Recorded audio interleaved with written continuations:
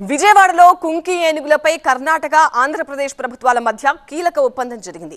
ఇరు రాష్ట్రాల అటవీ శాఖ మంత్రులు అధికారులు 6 అంశాలపై ఒప్పందం చేసుకున్నారు. రాష్ట్రంలో పలు ప్రాంతాల్లో ఇబ్బందులు పెడుతున్న అటవీ ఏనుగుల బారి నుంచి రైతులను విముక్తి చేసేందుకు అవసరమైన కుంకి ఏనుగులను కర్ణాటక ప్రభుత్వం నుంచి తీసుకునుంది ఏపీ ప్రభుత్వం.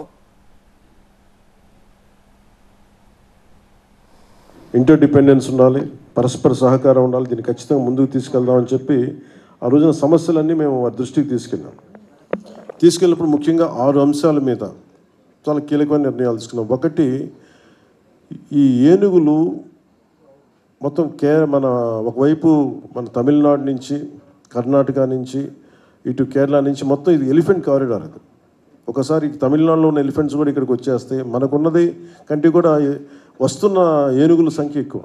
సో దానివల్ల ఏంటంటే వాటిని ఎలా చేయాలని దీని మీద ఎదుర్కొనే ఒక ఆలోచన విధానం, ఎలా ఎదుర్కోవాలి దీన్ని, మనిషికి ఏనుగుకి జంతువులకి మధ్య ఉన్న సమస్యను ఎలా అధిగమించాలి, వీటన్నిటి మీద అదొక ఎంఓయూ చేసాం.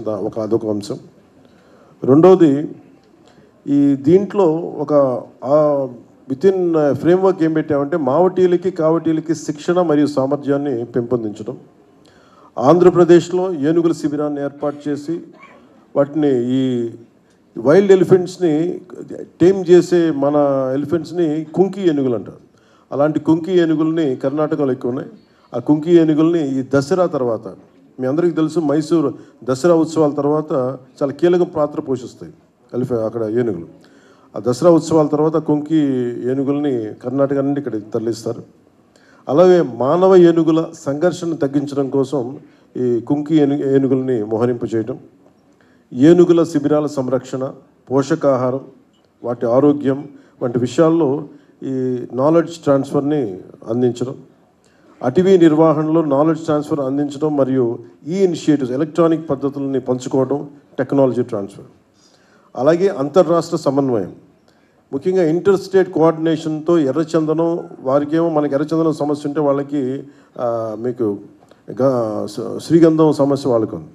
సో వీటన్నిటి మధ్యలో ఈ బోర్డర్స్ని చాలా అనుకూలంగా వాడుకున్నాడు కర్ణాటకలో ఉండే స్మగ్లర్స్ కానీ, ఇటు మనకుండే ఎర్రచందనం స్మగ్లర్స్ కానీ. వీటన్నిటి మధ్య ఒక జాయింట్ టాస్క్ ఫోర్స్ ఒకటి పెట్టాలి. అధికారులు అక్రమ రవాణాని అడ్డుకోవాలి. అలాగే నిజంగా కనుక మనకి ఇలాంటి ఎంఓయూ కనుక గత ప్రభుత్వం, వైసీపీ ప్రభుత్వం కనుక చేసి ఉంటే నిజంగా మన ఎర్రచందనం, అక్కడ తరలిపోయిన ఎర్రచందనం తిరిగి మనకు వచ్చేది.